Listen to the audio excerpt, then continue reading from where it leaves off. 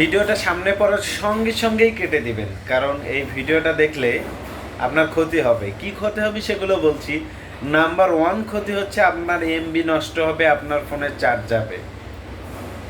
কেননা আপনার ফোনের চার্জ আর আপনার ফোনের এমবি তো আর ইসলামিক ভিডিও দেখে নষ্ট করবেন না, তাই না? তাই তো এই ভিডিওটা দেখার সঙ্গে সঙ্গে কেটে দিবেন।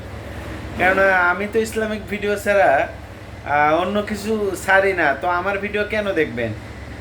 সঙ্গে সঙ্গে কেটে দিবেন বা স্ক্রল করে অন্য ভিডিওতে যাবেন। এই তো প্রিয় ভাই, যেদিন পাপ আর নেকি ওজন করা হবে সেদিন বুঝতে পারবো যে অন্ততপক্ষে যদিও অনলাইনে যে টুকু সময় থাকি কিছু ইসলামিক ভিডিও দেখতাম, তাও হয়তো সময়টা একটু ভালো কাটতো।